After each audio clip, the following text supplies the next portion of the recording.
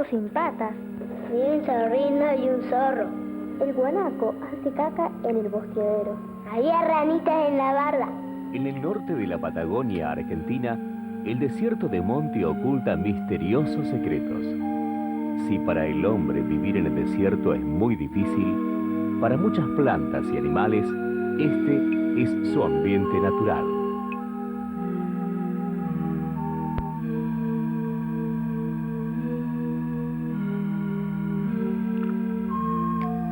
Secretos del desierto de monte patagónico. ¿Cómo viven los mamíferos? Un pariente de los camellos, el guanaco, es el herbívoro más grande del desierto patagónico. Come pastos, brotes de jarilla, cactus, consume incluso la vegetación de suelos salinos y puede beber el agua salada. Es que el guanaco necesita mucho alimento. A diferencia de las ovejas, corta el pasto con los incisivos inferiores sin arrancar la raíz. Así los pastos rebrotan, afirman el suelo y se evita la erosión que produce el viento patagónico. Todos los guanacos defecan en un mismo lugar, el bosteadero. La digestión es muy eficiente, ya que casi no eliminan el agua que consumen. Las patas, que incluyen una especie de almohadillas, se apoyan sobre el terreno sin erosionarlo. Estos guanacos se están alejando en grupo, como lo hacen habitualmente. Mucho más pequeño que el guanaco, otro mamífero herbívoro, el cuis, frecuenta terrenos arbustivos abiertos. Se distingue de otros roedores por la reducción de la cola. El cuis corta las hierbas y las almacena casi sin masticar en dos compartimentos de la boca. Por eso sus mejillas se ven abultadas. Luego, en un lugar tranquilo, continuará la masticación.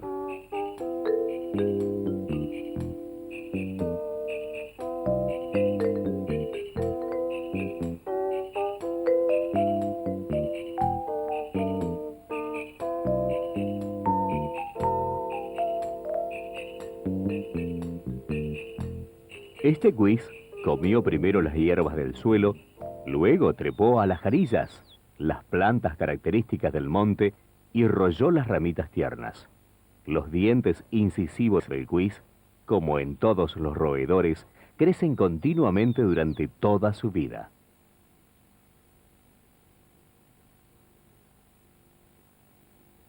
El cuis es uno de los alimentos del zorro colorado. Famoso por su astucia, el zorro acecha entre los matorrales, detecta las cuevas de los roedores y cuando descubre uno, se arrastra y lo atrapa. Con sus dientes caninos y sus muelas carniceras, corta y desgarra las presas. Pero la dieta del zorro es amplia y cambia durante el año según el alimento disponible. Come otros vertebrados, también invertebrados, frutos silvestres y carroña. Otro zorro que habita el desierto es el zorro gris de la Patagonia. Los zorros cumplen un importante rol ecológico por la cantidad de especies vegetales y animales con las que se interrelacionan. ¡Qué olor! Es difícil ver a un zorrino, pero su olor se siente desde lejos, generalmente de noche. Cuando se siente amenazado, el zorrino elimina un líquido de olor penetrante. Lo produce una glándula odorífera ubicada cerca del ano. Ante la presencia de la cámara, este zorrino lanzó el líquido odorífero y luego mostró sus garras. Con estas garras, cava para buscar alimento o esconderse. Suele usar el olfato para buscar raíces, insectos y otros animales.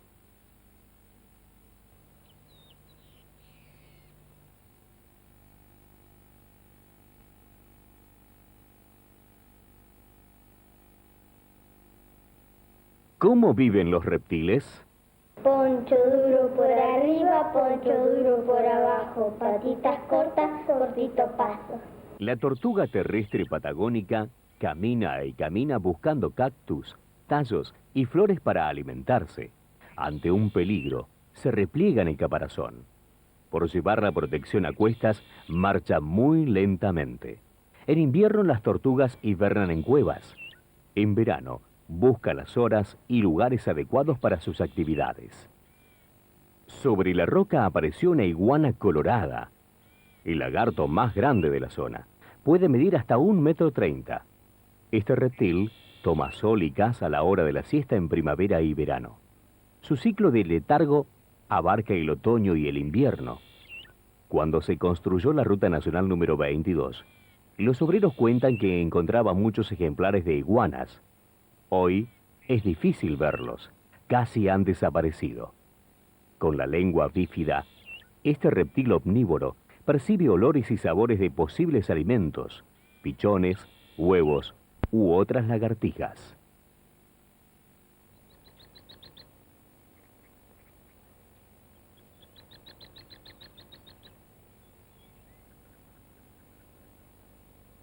Las dunas de la costa atlántica parecen un lugar sin vida. Sin embargo, allí habitan muchos lagartos. Este lagarto, conocido como matuasto, tiene fama de venenoso, pero es inofensivo para el hombre.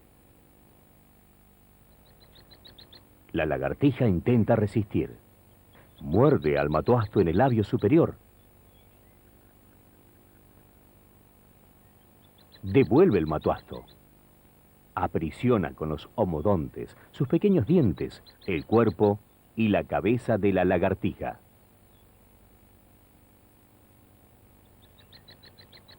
Cruje la cabeza. La batalla termina. El más grande se comió al más chico, aunque aquí, el más grande, el matuasto, solo mide unos 10 centímetros.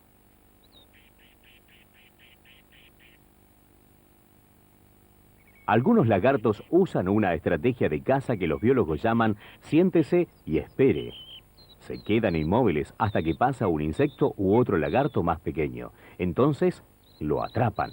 Como todos los reptiles, el matuasto no puede regular internamente la temperatura. Cava entre las raíces de los arbustos y se refugia de las altas temperaturas de verano. En invierno también se refugia en cuevas. Enterrado vive la mayor parte de su vida. La anfisbena, un lagarto sin patas, parece una lombriz. Tiene ojos muy pequeños protegidos con escamas, adecuados para su hábitat subterráneo. Le dicen viborita ciega, porque sus ojos casi no se distinguen. Cava, empuja, traslada excremento, sube, baja, da vueltas. El próximo paso del extercolero será depositar sus huevos sobre el excremento en la cueva. Esta lagartija, muy común en el monte, se llama Leolemus darwini. Es de la misma especie que la que se comió el matuasto. Abre la boca para perder calor, otra estrategia de los lagartos para regular la temperatura.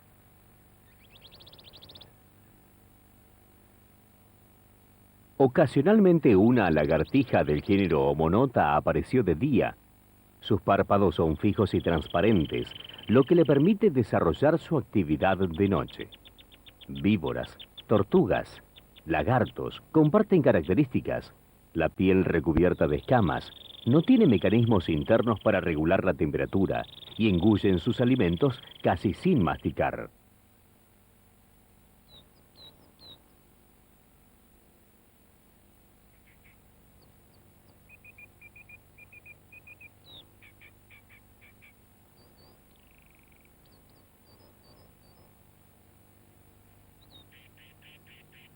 Los animales más odiados de la naturaleza. Sin embargo, las víboras cumplen una importante función aquí. Ellas controlan poblaciones de animales como los roedores o los lagartos. Incluso hay víboras que se comen a otras víboras y además sirven de alimento a muchos otros animales como las aves, fundamentalmente las aves rapaces. Dejamos en libertad a las filótrias, una de las 20 especies de culebras que habitan el desierto patagónico, y vamos al encuentro de otra culebra, la falsa yarará. Ahuyenta a sus enemigos por su similitud con la peligrosa y temida yarará. Es inofensiva para el hombre, pero solo un experto puede distinguir la falsa de la mortífera yarará verdadera. que también habita el monte patagónico. Como la iguana, la falsa yarará olfatea con la lengua bífida e retráctil una posible presa.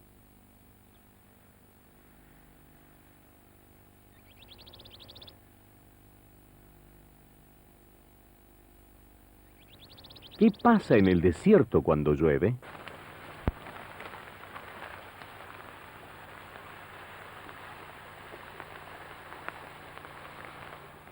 Cuando llueve, el desierto se transforma. Las lluvias en el desierto de monte patagónico promedian solo los 280 milímetros anuales. Pero cuando llueve, en pocos minutos, se forman caudalosos ríos temporarios que avanzan por los cauces arenosos.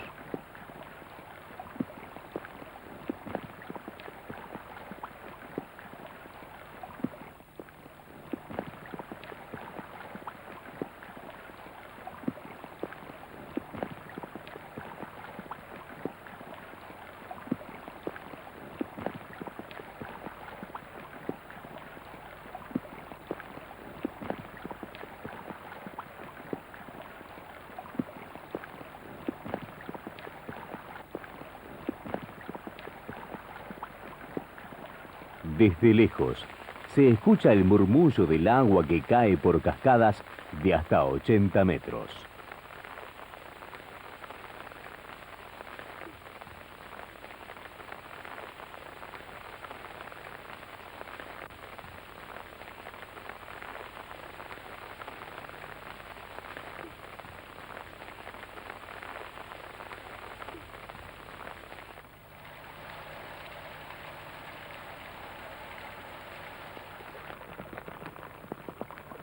El agua arrastra sedimentos, erosiona el terreno, cava hoyos, produce barrancas.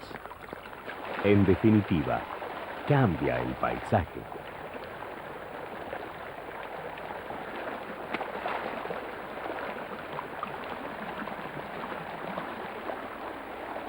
Con el fin de la lluvia, el agua se absorbe o se evapora rápidamente.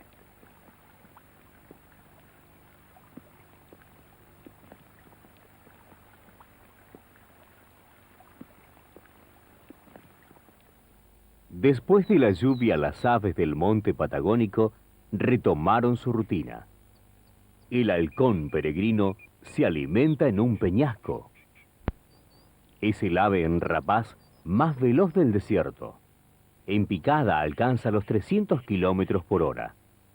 En el aire, choca y atrapa a sus presas a alta velocidad. Luego se posa en una roca o un arbusto para comer.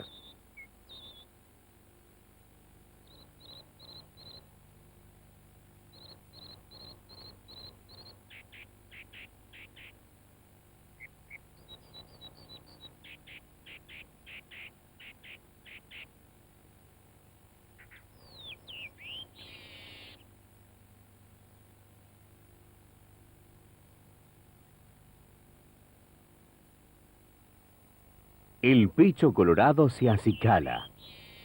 Cuentan que cuando los aventureros del siglo pasado cruzaban el desierto patagónico y observaban un pecho colorado, se alegraban porque anunciaba la presencia de agua en las proximidades.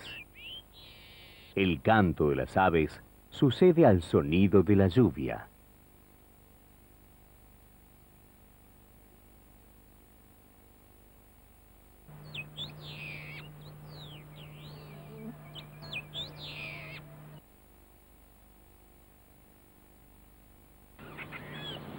El canto de la calandria patagónica es característico en el monte.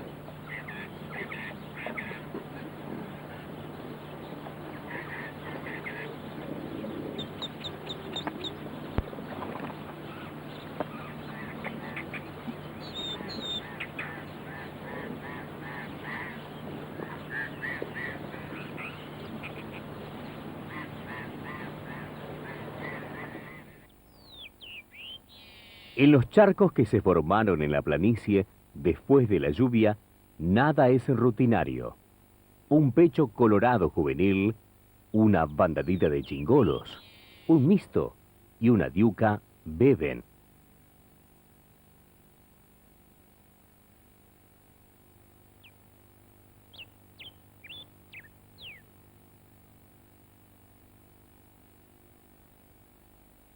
También muchos insectos se aprovisionan con el agua de lluvia. Este chingolo aprovechó el charco para bañarse. Un pichón de Galandria hará sus primeras experiencias de caza con una abeja desprevenida, que sin embargo logrará huir.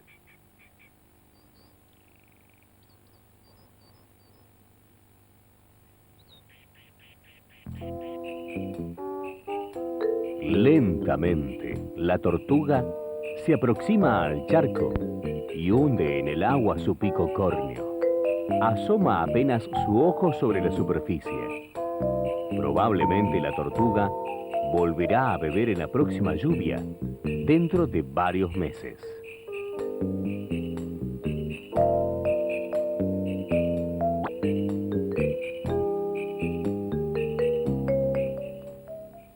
En los charcos y por pocos días se desarrollarán seres vivos sorprendentes. Distintas especies de crustáceos, la ranita del desierto, larva de insectos y microorganismos. El charco constituye un ambiente notable de corta duración en el desierto. Aquí la vida se adapta a condiciones extremas: descenso del nivel de agua, baja concentración de oxígeno y aumentos y descensos bruscos de temperatura. Parece increíble que en un charco del desierto patagónico podamos encontrar crustáceos. La especie más grande de estos crustáceos mide apenas 3 centímetros. Las zonas rojas son las branquias. Con las branquias respira, se impulsa en el agua y filtra materia orgánica para alimentarse. También comen renacuajos y crustáceos más pequeños. En pocos días, el charco se seca y estos crustáceos agonizan. Sin embargo, en su corta vida adulta, han producido una gran cantidad de huevos. Los huevos con embriones vivos son muy resistentes. Pueden mantenerse latentes durante años en los charcos secos o ser transportados por el viento o en las patas de las aves hacia otros charcos. Necesitan un periodo de sequía como parte de su ciclo. Cuando llueva, los embriones se activarán y se desarrollarán. La ranita del desierto desarrolla su ciclo de huevo a renacuajo y de renacuajo a adulto en solo 7 días. Los flamencos deslumbran con su colorido y silueta. Sobre las depresiones salobres próximas a General Roca, se formó con la lluvia una laguna temporaria. Los flamencos llegaron aquí en el mes de octubre. Distinguimos los flamencos juveniles por su coloración más pálida. Los flamencos son gregarios. Se alimentan en grupo, moviendo el barro con las patas para movilizar las partículas y filtrarlas con el pico. El pico del flamenco doblado en ángulo es un instrumento privilegiado para obtener alimento. Con el pico y la cabeza hacia abajo, el flamenco toma agua que luego expele hacia afuera. Pequeños organismos que están en el agua quedan retenidos por las laminillas del borde interno del pico. Estos organismos son su alimento. Los flamencos comparten su hábitat con el tero real. También visitan las lagunas patos y gallaretas. Los flamencos recorrerán largas distancias en sus migraciones hacia el noreste en el otoño.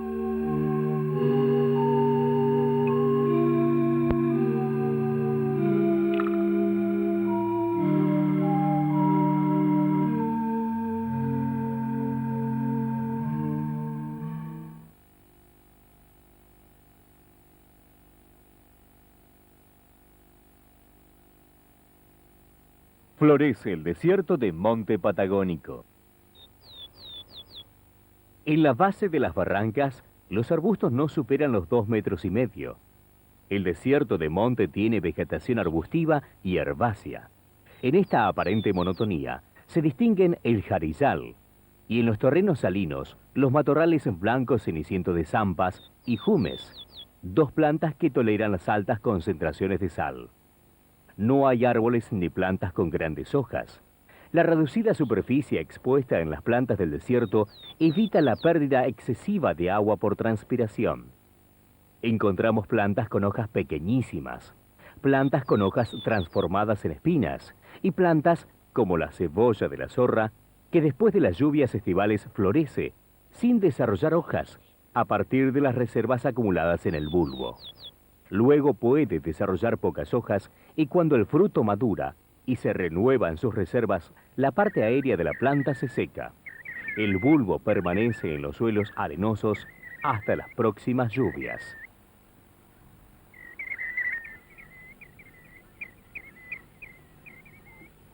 La flor es la estructura reproductiva de la planta.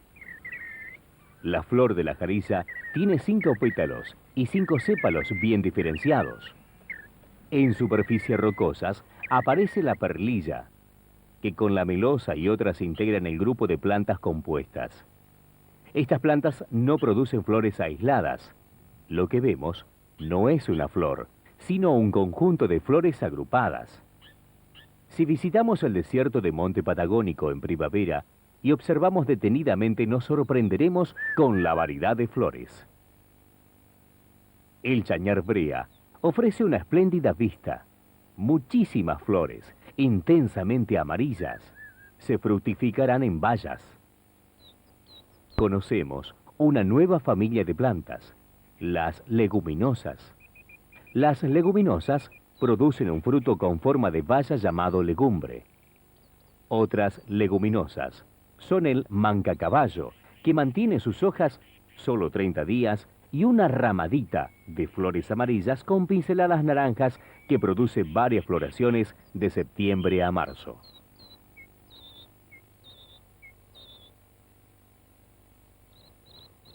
El arbusto grande de la izquierda, el chañar brea, parece muy diferente de la pichana, el pequeño arbusto de la derecha, cubierto de flores. Sin embargo, los botánicos han clasificado a las dos plantas en la misma familia, las leguminosas porque producen el mismo tipo de frutos, las chauchas. Los pétalos de esta planta del género Fabiana están soldados como un tubo. El yaoyin exhibe sus flores y sus frutos carnosos. La glandularia, el matacebo y las yunelias florecen en tonos lilas y violetas.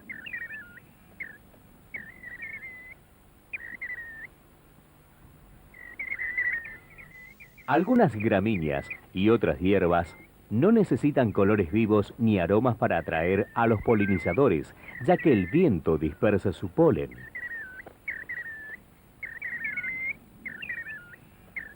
Los cactus, en cambio, tienen flores muy llamativas, aunque de corta vida. La flor de este Echinopsis tiene unos 20 centímetros. Es tanto o más grande que el cactus que la produce, por lo menos en la Patagonia. En otras regiones del país, este cactus puede medir hasta 1,5 metros. Distinguimos en el interior de la flor numerosos estambres. Las espinas de este cactus del género Austrocactus se doblan en los extremos. Los estambres, la parte masculina de la flor, rodean el estigma, la parte femenina de color rojo oscuro.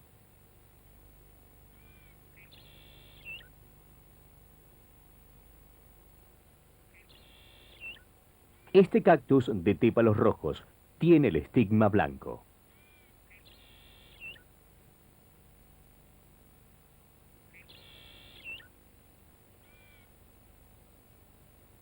A diferencia de otros cactus de la región que acumulan reservas en los tallos, el cactus cola de piche lo hace en su gran raíz tuberosa.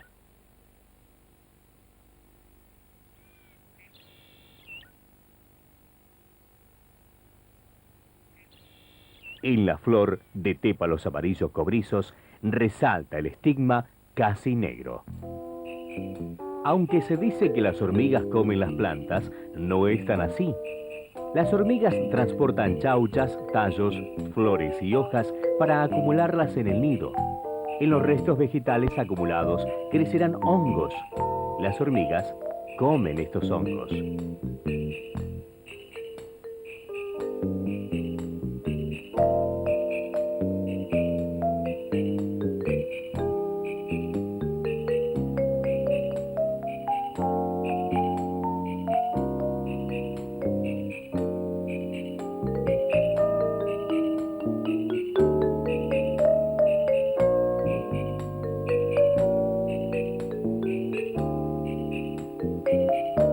Las abejas y avispas consumen el néctar y polen de las flores. Las mariposas succionan el néctar. Algunos coleópteros se alimentan solo de polen. Sin embargo, las plantas no se ven perjudicadas por estos herbívoros. Por el contrario, los atraen con sus colores y aromas, ya que reciben un beneficio. Estos insectos trasladan el polen de una planta a otra y de este modo favorecen la fecundación y formación de semillas. De este modo, contribuyen decisivamente en la reproducción de las plantas.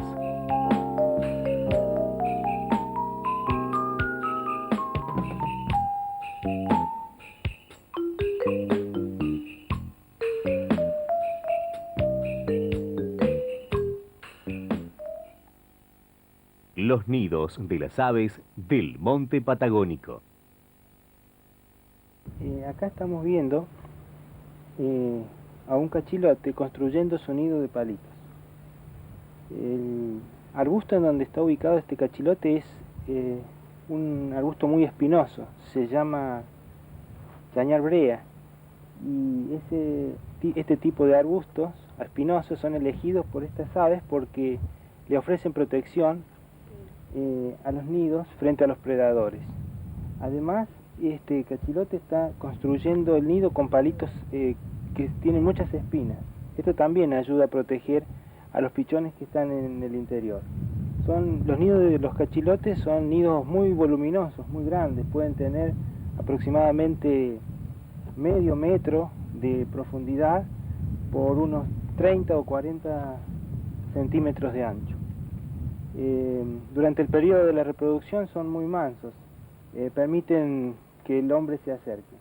El cachilote pertenece a la familia de los furnáridos, como el hornero, y en la construcción del nido despliega tantas habilidades como su pariente en la construcción de barro. Con el pico busca, selecciona, traslada, acomoda, entretejen ramas muy espinosas en el exterior del nido. En cambio, tapiza con ramas muy suaves el interior donde crecerán los pichones.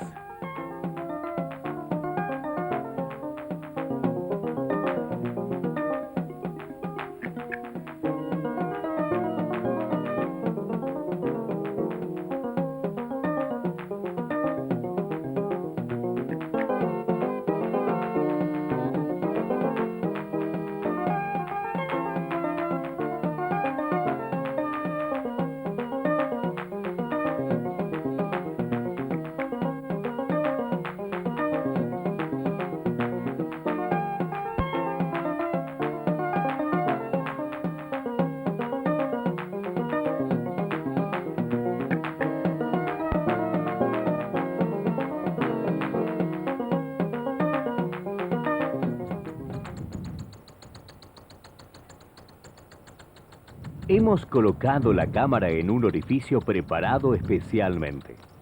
Podemos ver así cómo se alimentan los pichones. Tanto el cachilote macho como la hembra buscan larvas e insectos para alimentarlos.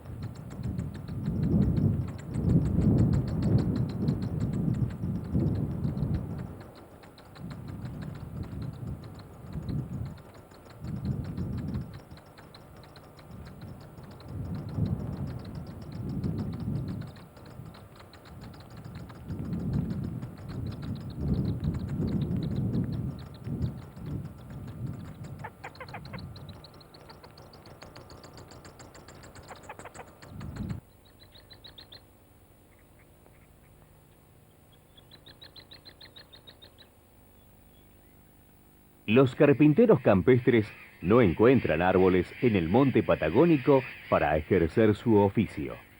Construyen sus refugios en las hendiduras de las rocas.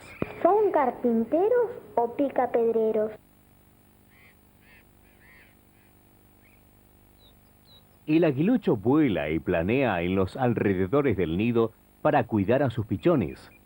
Ha construido sobre un arbusto una plataforma de palos y pastos para anidar. Hemos seguido el crecimiento de los 4 polluelos de este nido y veremos cómo van cambiando su plumaje de color blanco a pardo en el lapso del primer mes de vida.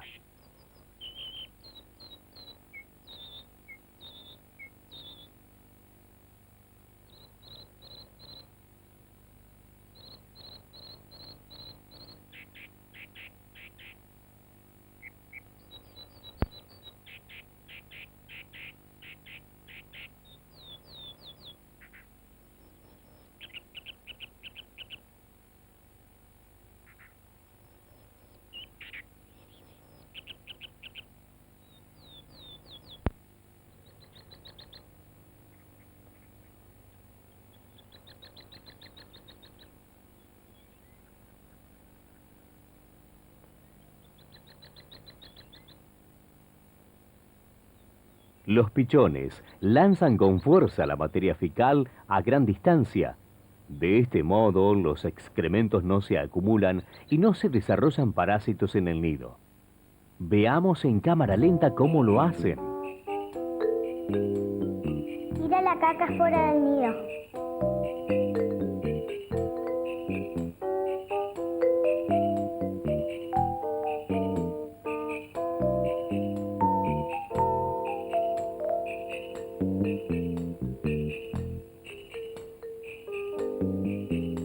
Las creencias populares dicen que si el aguilucho nos muestra su pecho blanco, tendremos buena suerte. Para la calandria, el aguilucho es siempre una amenaza para sus huevos o pichones e intenta ahuyentarlo.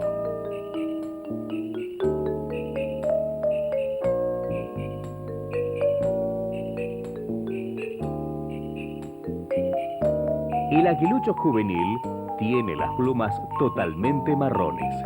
Una característica de los aguiluchos es que pueden presentar muchas variantes de color.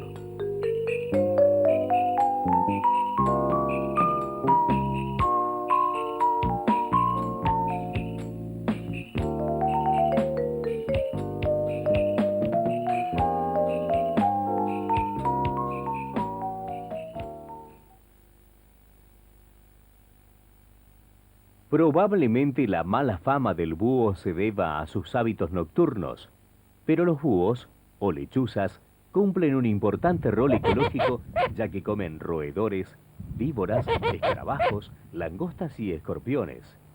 La realidad es que la oscuridad no es un problema para estas aves, por eso cazan de noche. Poseen células fotosensibles que les permiten ver a sus presas aún con luz muy escasa. Este búho, llamado ñacurutú, simula estar herido para alejar a sus depredadores. Es la especie más grande de las lechuzas que habitan Argentina. Si comparamos los grandes ojos de la lechuza con las de otras aves, observaremos que los tiene dispuestos frontalmente. Tiene visión binocular y, sumado a esto, puede girar su cabeza 180 grados, con lo que obtiene un amplio campo visual. El oído también está muy desarrollado y es un importante auxiliar para cazar. El ñacurutú anida en grutas o en nidos abandonados de águilas o caranchos. A veces recubre el interior del nido con plumas o pajas, pero este ñacurutú ha colocado sus huevos en la roca desnuda.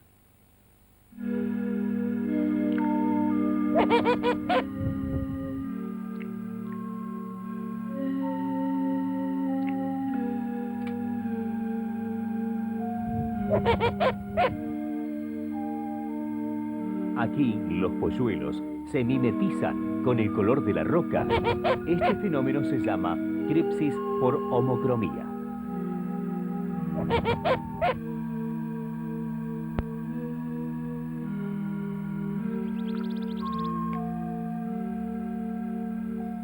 Esta viudita construyó su nido con palitos y ramas de gramíneas en una cavidad rocosa. La hembra captura insectos al vuelo para alimentarse y alimentar a sus crías. Aunque son aves insectívoras, no compiten por el alimento con el cachilote, el otro insectívoro que observamos. Es que la viudita pertenece a la familia de los tiránidos. Esta familia caza insectos en el aire, mientras que los cachilotes, como todos los furnáridos, buscan insectos entre los arbustos o en el suelo. Ambas especies comparten el tipo de alimento, pero lo consiguen en distintos nichos ecológicos.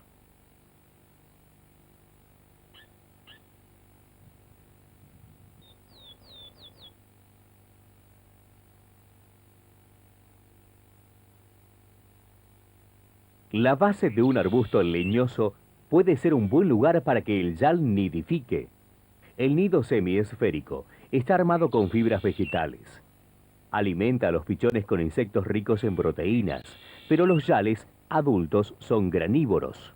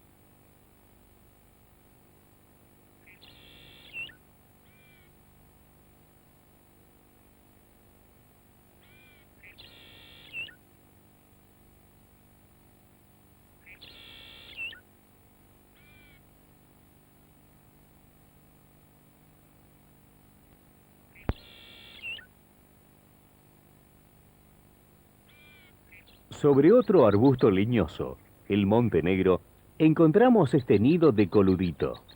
El coludito anida a veces en barrancas, otras en nidos abandonados por otras aves como el cachilote. En la cavidad interior aloja los huevos. Una pequeña abertura comunica con el exterior. Tanto el macho como la hembra de coluditos alimentan con insectos constantemente a los pichones. El interior del nido es muy suave, tapizado con plumitas, en este caso, y otras veces con hojas de textura muy suave.